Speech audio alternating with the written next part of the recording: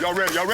Let's go. Come on. Tiger Rag Radio is on the air. Let's crank this thing up. We're statewide, breaking down the latest happenings with LSU athletics. This is us. Hear from the coaches. Our time is now with LSU basketball. The players. Having fun and we working, baby. That's it, baby. The recruits. One way or another, we're going to make history. And those who cover the Fighting Tigers of LSU and the SEC. LSU is the best job in football. It's 2 hours of nonstop LSU talk. I came here to win. We're going to win immediately. Tiger Rag Radio is brought to you by Cummins. Cummins creates power solutions that the world depends on. Louisiana Beef Industry Council. Boudreaux's Electrical Services. Sunshine Quality Solutions. Super Chevy Dealers. And Louisiana Farm Bureau Federation. Get ready to talk Tigers with producer Case Kieschnick and our hosts, Todd Horn, Jeff Palermo, and Glenn Gildo. Players that are better people than they are players. This is Tiger Rag Radio, live from Super Chevy Dealers Studio. All right, hour number 2 of the show, a lot to get to. It's going to be the On3.com hour.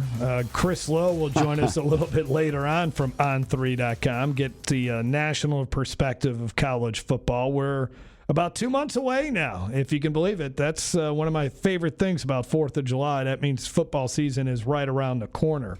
But joining us now from the Bengal Tiger, which is an affiliate of On3.com, that is the LSU beat of On3.com. Glenn West joining us here on Tiger Rag Radio. Him and Shay Dixon, a formidable duo at On3 at the Bengal Tiger. Glenn, hope you had a great 4th of July. How you doing tonight? I'm doing great, guys. It's an honor to be wedged in between Jay Johnson and Chris Lowe. That's quite the lineup y'all have today. Not bad for a few days after the 4th of July. Glenn, we wanted to actually start off with some basketball stuff with you because we were just talking some hoops and talking about some of the non-conference matchups. And But the 2026-27 team, what's the latest, especially with some of these guys that Will Wade is trying to bring over, some of the international players? Yeah, we're kind of in a standstill still, I think, with kind of how this thing is unfolded. You've got 4 players that LSU's announced, and they're already on campus and here, getting their training in for the summer, but there's still a handful of players here, high-impact players that LSU is working to get from overseas to campus here for this upcoming season. So it's a process. It's one that's going to have to play out here over the next several weeks and probably into August a little bit too before this team kind of becomes complete. But I think from an international perspective, when you talk about Marcio Santos, Bryce Desire, Michael Ruzick, and then there's one more that I'm just kind of blanking on right now, but there's 4 of the 5 that I think are pretty solid. Salyu Niang is the other one. Those are the 4 that I think, have pretty solid cases and are going to be on this team here, come November, December. I think the one that's kind of maybe a little bit more up in the air than even a few weeks ago is Yam Madar, the point guard from Israel. It looks like there's a program out there out in Israel that's trying to get him to sign professionally to stay over there for the next several years. So LSU's still working through a lot there. They have a number of options that they're going to have to potentially turn to if Madar does end up signing with this rival team that he was on. He was on a team called Tel Aviv this last year, but looks like there's another league club out there called Maccabi that's trying to get him to sign with them. So if he was to come to the college route, LSU would be the place, and I think LSU would feel pretty good about their chances. But there is this recent reporting over from the European reporters that Madar might not be coming to LSU. He might be staying overseas. So that's a big domino here if it falls that way, and nothing's official yet. But if it does trend that way, LSU's going to have to look for some other options in terms of a point guard for next year. Well, Glenn, didn't they actually get a 5th player in Jordan Bender, the player from Florida? So they actually have 5 signed right now, correct?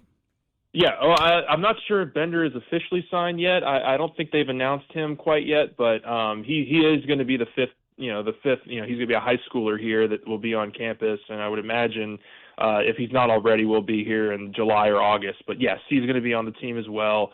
Kind of, I think, more of a player that's, developmental, somebody that you're going to bring in just as an extra body right now. But right now they could use all the extra bodies in practice and in workouts. So we'll see kind of how it goes. But, LSU still got some work to do to get the roster together. But to your point about the schedule here, they're gearing up for a really competitive non-conference slate. And even if they don't get Yam Madar, they would have 9 Bryce Desert.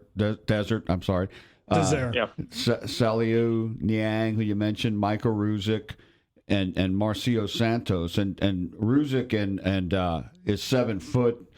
Desert is 6'11", and then Santos is 6'8", and Niang is 6'6". So that looks like a pretty good team. They got some size. Yeah, they got some great size, some great physicality, and I think that was absolutely the goal for Will Wade coming in. Also you got the Muhammad Diabate, who's a good 6'7", 6'6", 6'7" in that range. Right, Kentucky he's player. He's a very lengthy forward. But the guard backcourt situation is going to be fascinating to see, especially if Madar is not on this team, because really you've only got 2 guys, Divine Ugachukwu, the transfer they got from Michigan State, and then Austin Nunez, who's the transfer they got from UTSA. Those are really the only 2 point guards they have on this team right now. And so, and those are guys that, did not average, very high numbers at their previous programs. So I think there's a couple other options in play. I don't know what those exact options are.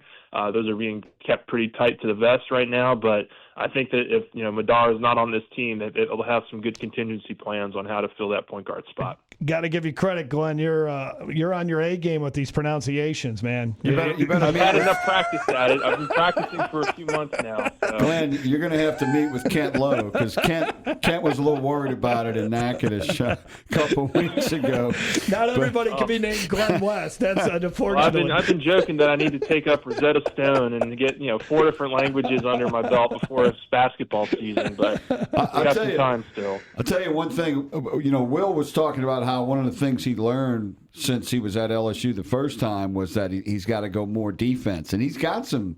Looks like he's got some good defenders on this team, so they might be able to bide some time while he figures out what to do at guard. Yeah, no, absolutely. I mean, Desire is going to be one of, I think, the premier centers in the SEC next year from a rim protection perspective, from a rebounding perspective. I think Saliu Niang could be one of the best two-way players in the SEC. When it, in terms of defense and offense combined, I think he's got great length and great size, and obviously has a lot of, professional experience under his belt as well. So, I think that they're going to be pretty set defensively with their size and their physicality. It's just who's going to be setting the table here for LSU is going to be really important. And then the Lewis decision, too, I think becomes, if you don't land Madar, you're going to need a scorer on this team, and Lewis is absolutely that. And so we'll see. I don't have high hopes that they'll win that case, but maybe they can just get him for 10 games, like Alabama, and how the Astros got Roger Clemens for a month.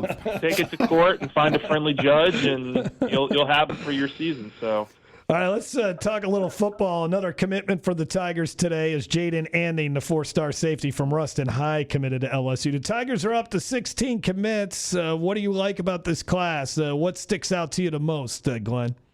Yeah, there's a lot to like, I think, from this start. And when you think about where they were, in late May, early June, when all these visits started, they had 4 commits, and now they're up to 16 here. So they've done a really great job of building this thing out over the last 5-6 weeks. And so I think what really sticks out to me is honestly just, the Louisiana kids. I mean, 7 of the 16 are Louisiana prospects. And so that's obviously a tradition and something that Lane Kiffin is looking to carry over from his, in his first several years here in the program. So you love to see the healthy dose of Louisiana prospects. They're still very much in the mix for, 5-star wide receiver Easton Royal, who's right down the street at Brother Martin in New Orleans. So I think he's somebody that, LSU is going to continue to work on. But I think they have some really great edge rushers. They've done a really nice job of building that group up with Chris Whitehead and KJ Green kind of leading that unit. Those are 2 top 10 edge rushers in the country.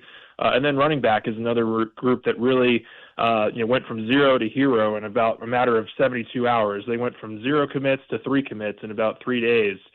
With Trey Segara, Trey Martin, and Brennan Lacey. Yeah. So they've done a really good job there at running back, wide receiver, another position they've done a nice job with. But really like the overall attack of this class. And I think look, LSU's going to pay for guys that they think can contribute early. And I think there are a couple on this group, and then the others you'll develop and hope that they can become something in the years to follow. But there are a couple big fish out there that they're still swinging for, and I would imagine that they reel 1 or 2 of them in.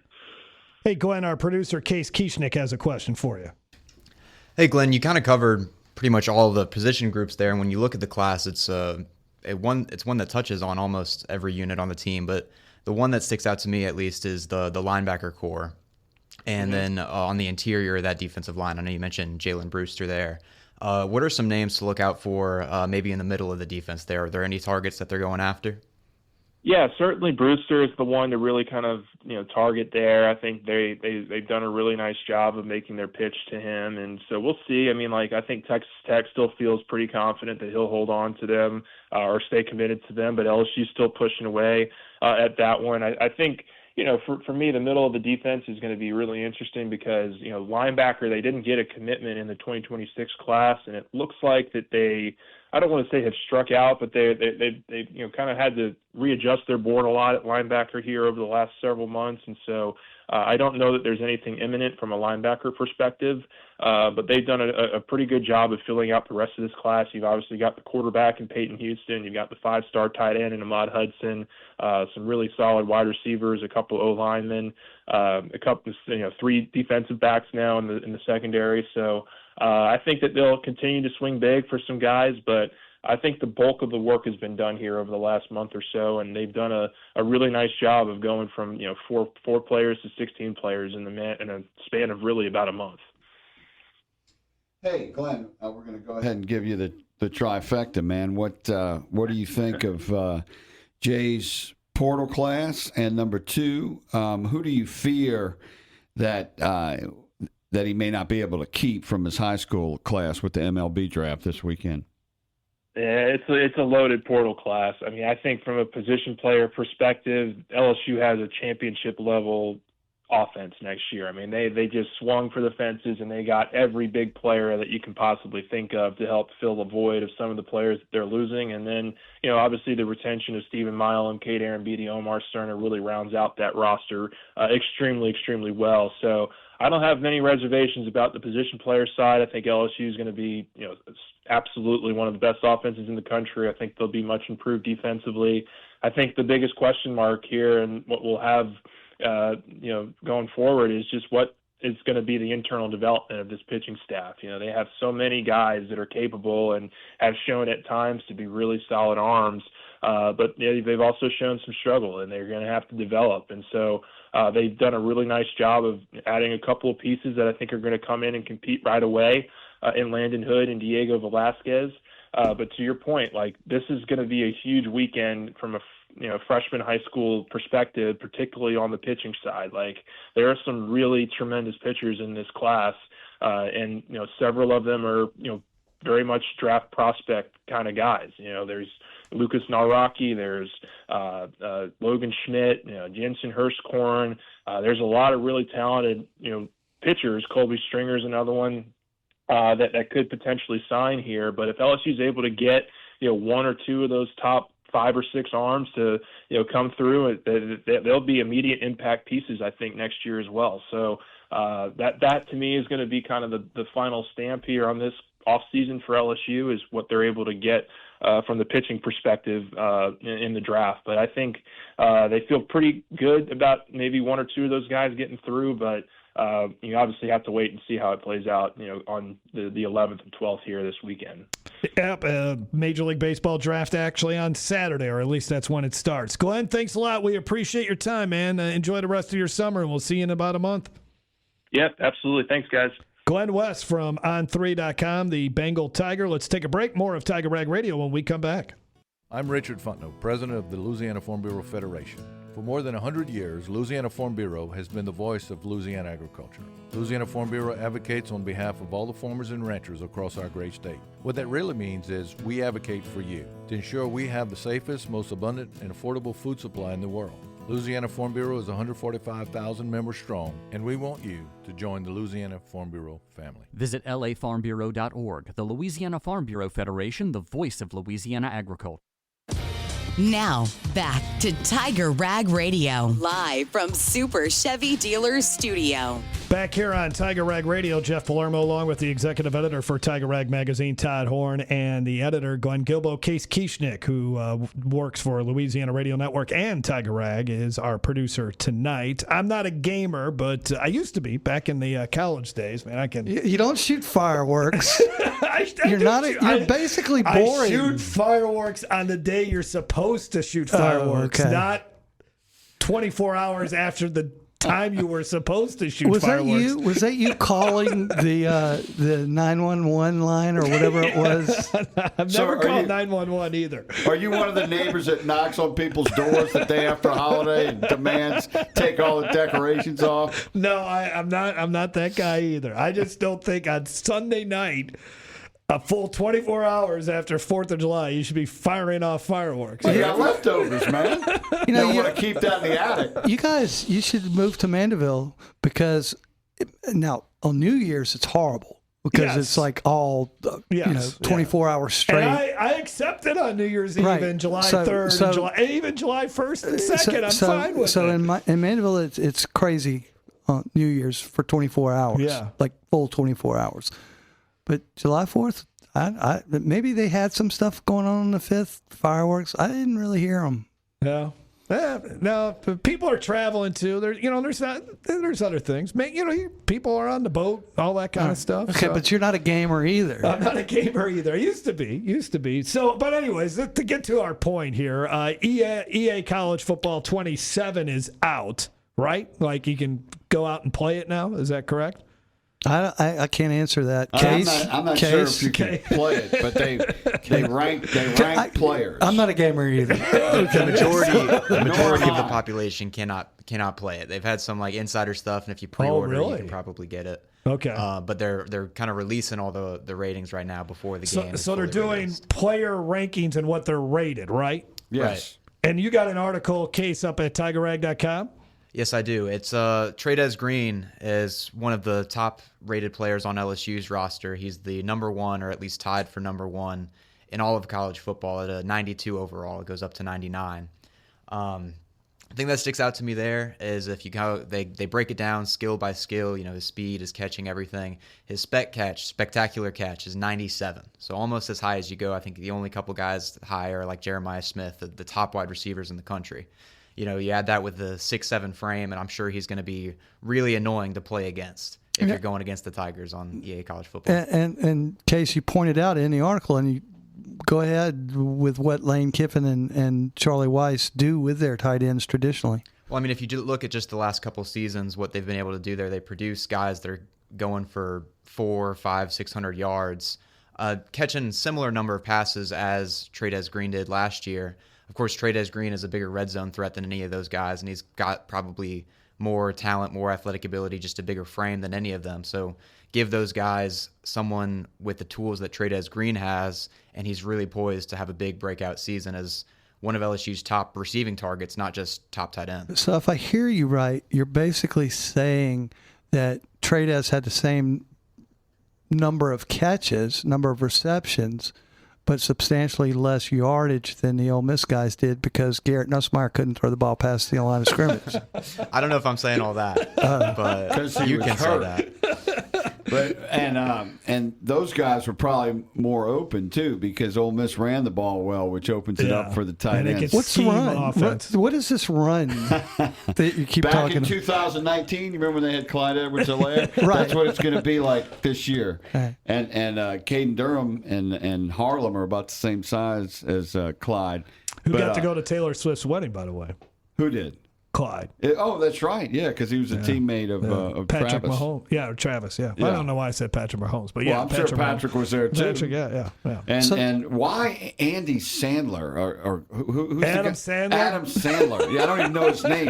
Why would you get him to officiate your wedding? I don't know. Jesus, Tay. What are you thinking? So it's a good segue because we could tie all this together right now. Are Adam you guys Sandler's familiar with like it? Brian Kelly? Is that what you're gonna do? No. Actually, it's deeper than that. Okay. Adam Sandler spent years on SNL, as everybody knows, Saturday Night Live. Yeah. And he was good there. And when you were talking about this run game thing, I couldn't help but think about SNL skit with the comedian, what's his name, Bargatze, Nate Bargatze. Yeah, where he plays George Washington, and they're during the Revolution, and he's talking to his men, and he talks about language and how he's got dreams for America, what America's going to be like. Where are you going here, buddy? Bring it all in. Well, he talks about football. He's like, and when we have football, and they say, well, what is football? Football. We've never heard of football. What is football? He goes, football. It's a game that you play by passing the ball with your hands. And they're like, well, why do they call it football? He goes, well, I'm paraphrasing. They actually kick to score points. How do they do that? Well, they score 1 point and then sometimes 3 points, but that's not a big part of the game. Anyway, the point is when you were talking about the run game, there's parts of that skit where they ask him questions. It's like, how do leaders transfer to gallons? And he's like, nobody knows. So when you're talking about LSU and a run game, it's like, nobody knows. People remember. People that lived through Les Miles era know what the run game is. That's what's going to be so much fun about this season is how that's going to be successful, and they can open up the passing game and put away a game. All right, Chris Lowe will join us from on3.com when we come back. This is Tiger Rag Radio. Don't go away.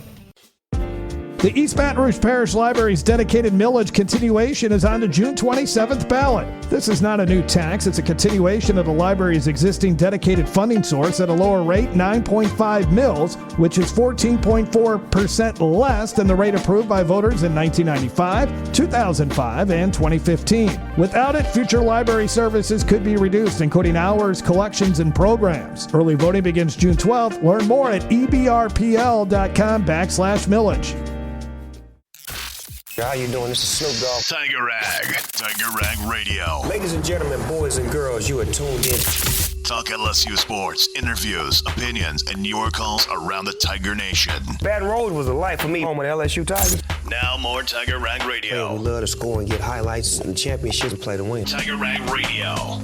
Yeah, we're back here on Tiger Rag Radio. Jeff Palermo, along with the executive editor for Tiger Rag Magazine, Todd Horn, and the editor, Glenn Gilbo. Joining us now, it's Chris Lowe from on3.com. Chris, thanks a lot for joining us in the middle of summer. Hope your summer is going well. How you doing tonight?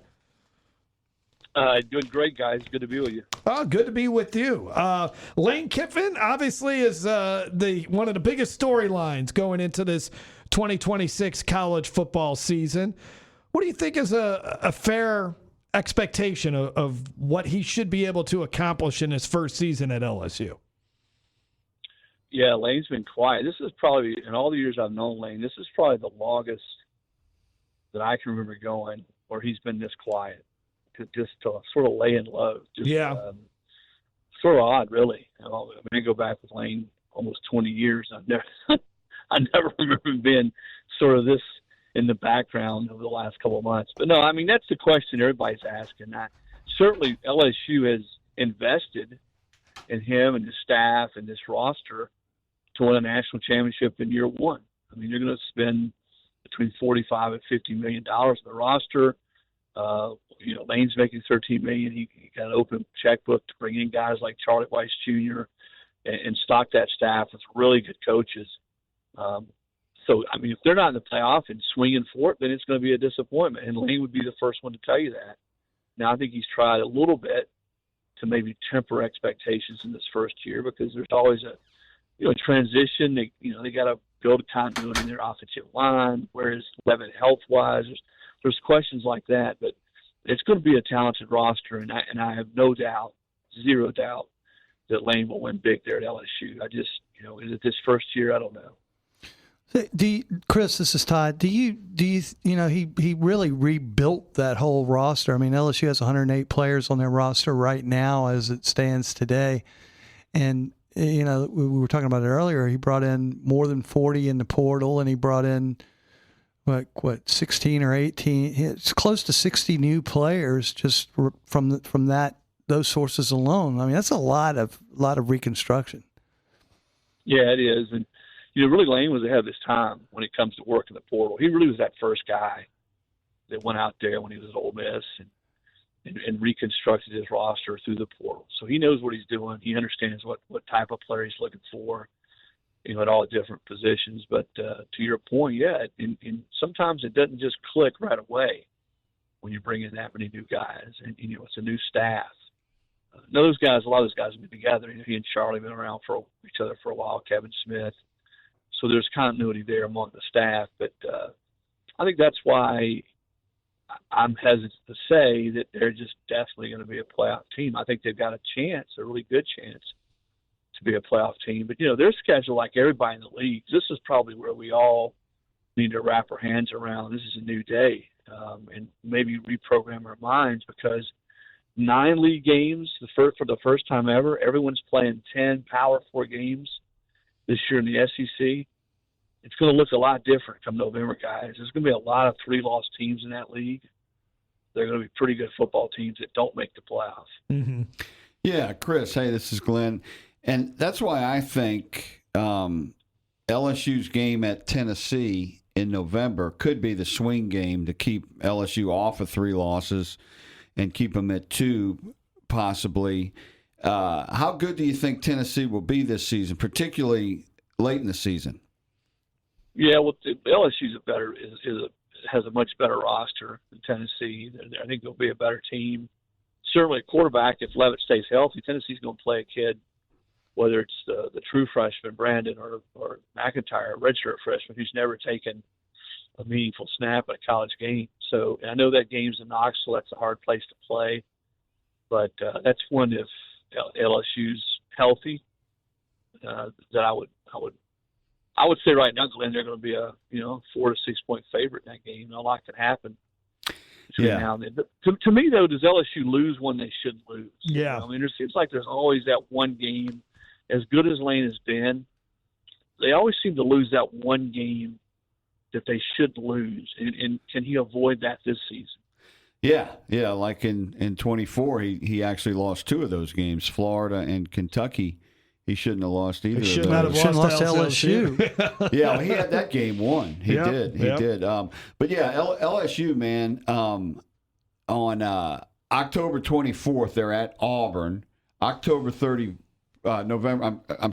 7th at home against Alabama. November 14th at home against Texas, back-to-back. And then the 21st at Tennessee. They play 5 SEC road games, first time ever, obviously, since it's the first year of the 9. But that's the thing, man. LSU could be much improved and be really good and lose 3 games. And once you lose that third game, you're kind of, you got to get lucky to get in.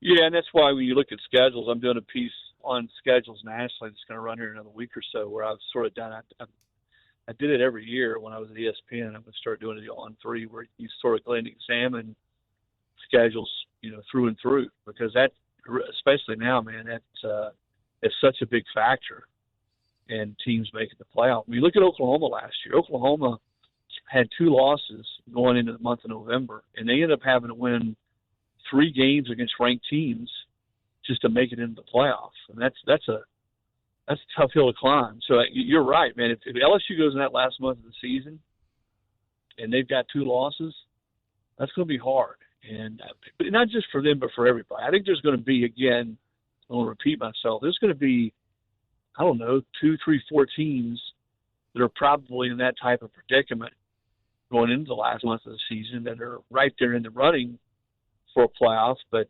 you do the math, and not everybody's going to make it. But no, I think LSU will be good.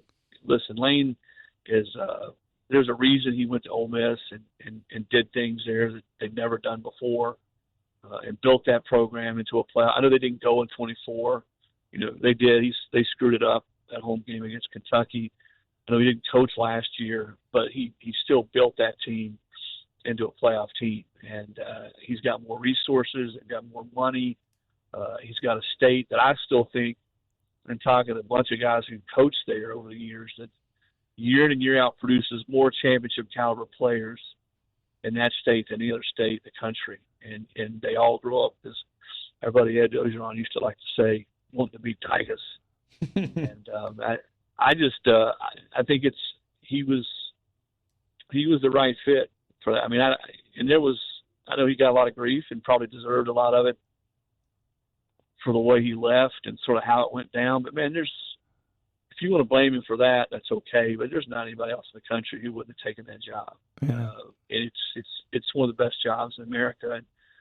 And I've talked to many coaches who will tell you the same thing.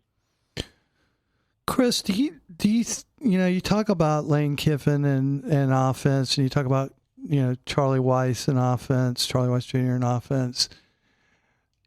Are they really a level above when it comes to working with the quarterbacks in that high tempo offense, or what's so special about the way they work with the quarterbacks? And is Sam Levitt that big a deal for LSU to be good this year? Well, he's I don't know, $6 million. Is that a big he's deal? A big deal. Clearly, Lane thinks he is. And Lane and his staff, and I certainly throw Charlie in there. Charlie Weiss is outstanding, guys. He's as good as it gets as a play caller and doing things that work for the quarterback he has. He will be a head coach. LSU was lucky to keep him. There's several NFL teams that made hard runs at him this offseason, and he did pull the trigger. So yeah, they're really good. I mean, you go back to Matt Corral, what they got out of him. Look how much he improved once Lane staff got in there. Jackson Dart, and even Trinidad last year, the way he played, and they got him thinking he was going to be a backup. I go back to Austin Simmons. People forget when they beat Georgia 2 years ago there in Oxford. I was at that game. Remember, Dart got knocked out of the game early, and it looked like a really bad injury. And they put Simmons in there, and he let him right down the field for what ended up being a pretty key drive. It looked like he'd done it his whole life, so clearly he was prepared. So, yeah, they've been really good with quarterbacks. And I think their system they're good at sort of doing what their quarterback does best. I think Levitt, with his ability to move around, he's got just a cannon for an arm, will be exactly what they're looking for. I don't know. We'll see how healthy he is. Liz Frank foot injuries are tricky sometimes. I hope he's healthy, because when he's healthy, he's a lot of fun to watch play. Hey, Chris, talking about Charlie Weiss Jr., that was an excellent point. Why do you think he didn't get considered for the head coaching job at Ole Miss? Because when you look at that staff, I would think he would have been one they probably should have talked to. Well, and I'm not sure he wasn't considered. I think Charlie had a lot of options, and it could have gone elsewhere. But I think having Coach Lane, being under that umbrella, I do think Charlie's probably. I don't want to put a timetable on it, Glenn, but I think he's probably pretty close to wanting to break out from under that umbrella and do his own thing, much like you see, Kirby Smart at Alabama getting out from under Saban. You see that sometimes. But I think he was in the running. I think there was it was known that he wanted to go with Lane. Although I think he fought the idea of leaving Ole Miss after he put so much blood, sweat, and tears into that program. And he was never I'll full disclosure, I've known Charlie since he was a little boy. His uncle and I have known each other since we were in college. I mean, he fought the whole premise of leaving that program when they had just gotten to the mountaintop and went to the playoff, which is why he stayed. He was never not going to stay coach throughout the playoff, even though I don't think that would have been Lane's druthers. I think he probably wanted him there, but I think that was the agreement all along. He was going to stay. But Lane's staff is really good. If you look at his Ole Miss staff, even going back to when he was at FAU, he's always had a good staff, and it's no different there at LSU. Hey, Chris, I think this probably will be the last question because we're getting close to break, but I just kind of wanted to wrap it up with, you've covered the SEC through multiple eras, and I just wondered, does LSU still have one of the highest ceilings in the sport, talking about football, or has the sports news structure narrowed that advantage? No, I mean, they won 3 national titles in the last, 21 years, 22 years, 3 different coaches. And I think in this era, with the portal and the kind of money and the kind of want to and that LSU has to be good in football, I can't imagine that it's done anything but make it better for LSU. And they got the guy they wanted. I mean, everybody in that state wanted Lane for the governor on down. And they were willing to pay the kind of money to get him. So, yeah, I think their ceiling, to me, is as high as any in college football. I promise you, if you took 10 coaches out there, and one of them I'll name, Nick Saban, who coached there, and you said, hey, what are the top 3 jobs in college football that year in and year out you're going to have the best chance to win a national title right now? And you talk to 10 coaches, I promise you at least half of them, maybe 6 or 7, would have LSU in their top 3. Who would the other 2 be? Ohio State, I think most people would name, and Georgia would probably be the 2 that I would pick. And I know people say, what about Alabama? I think people forget, have short memory. When Nick got there, they hadn't done a lot. Just like when he got to LSU. Right. I mean, 10 years, how many winning seasons have they had in 10 years? So getting the right coach matters, but those 3 programs in particular, LSU and Ohio State, and I think you get some others in there, the Michigans of the world. I think what Elko's doing at Texas A&M, I'm going to be fascinated to see what they do in the next 2 or 3 years. But they're just, to me, programs that are tailor-made, especially in this era, to win big. And as I said from the outset with you guys, I have no doubt that Lane will win big there at LSU. I just don't know if it's going to be right away. Thanks a lot, Chris. We appreciate it, man. Look forward to talking to you during this, what should be a fascinating 2026 football season. Thanks for your time. Enjoy the rest of your summer. You bet. See you guys. Thanks, Chris. Chris Lowe from On3.com. We're late for a break, so let's take it. This is Tiger Rag Radio. And we're back with Tiger Rag Radio, live from Super Chevy Dealers Studio. Back here on Tiger Rag Radio, Jeff Palermo along with Glenn Gilbo and gosh, also Todd Horn and Case Kieschnick. Been a long day, gentlemen. It's all those fireworks. Yeah, all those fireworks still in my head. All right, so we just heard from Chris Lowe on On3 from On3.com, and for a lot of obviously the huge expectations for Lane Kiffin, and he said it there at the end. He thinks he's going to win big. It's just going to take a little bit, and he likes the ceilings a little bit higher at some other schools like Georgia and Ohio State. Well, I mean, Glenn's got a lot to say about this, but I think the key thing I heard there was that every year that LSU, Georgia, and Ohio State, in his mind, have the highest ceilings, meaning they have the best chance to win a national championship at any time. And what he was talking about, I've talked to him about that in the past, is the resources of LSU and Georgia, particularly because they're both close to large metropolitan areas, and there's a lot of players in those states. Louisiana actually has more players than Georgia, though. But the state of Alabama, people don't realize this because Alabama's won so many national championships, and Auburn's won a couple too. They don't really have a lot of players in that state. That both of those schools have to go out of state. LSU really doesn't have to go out of state, and Ohio State's the same thing. There's not really another school in the state of Ohio that they have to compete with, and there's a lot of players in Ohio too. That's kind of what he's thinking about. But also, Todd and I were talking about this today, Jeff. Who's the last first-year coach, if any, has ever won the national championship in college football? Miami, right? Oh, back in 2000. Okay, that was no wait. They didn't win it in 2000. But Jimmy Johnson might have won in his first year. That's a good school to start with. Or maybe Dennis Erickson did. Of course, they were following up great coaches. It wasn't like it was a rebuild. I think Dennis Erickson might be the only one. So that's a difficult thing.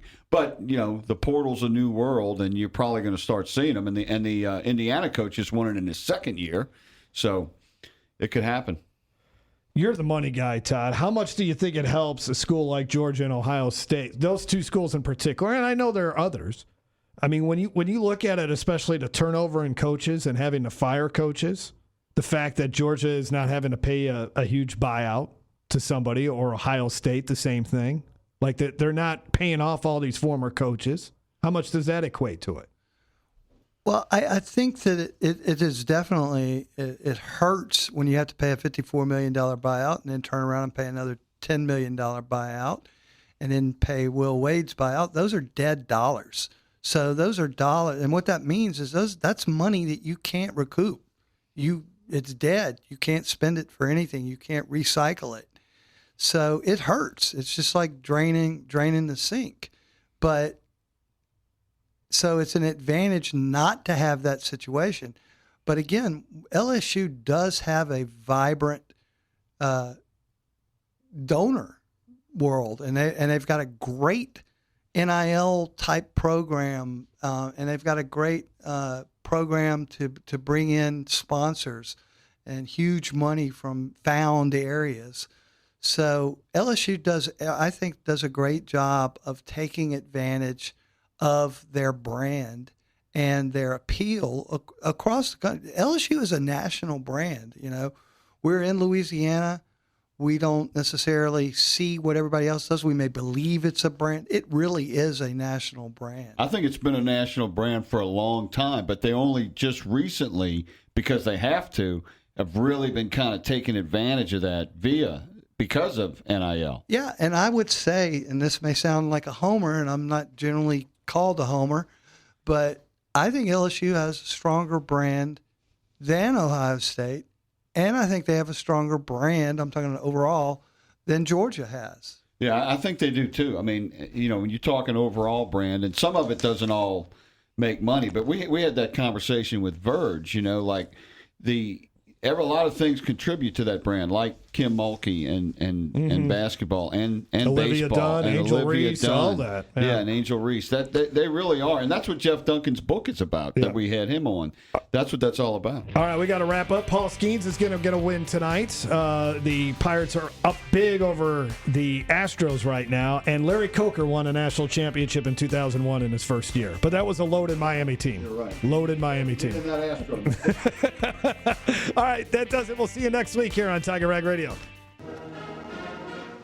Tiger Rag is everywhere. Online at TigerRag.com. Like us on Facebook at Facebook.com/TigerRagMagazine. Or follow us on Twitter at Tiger_Rag.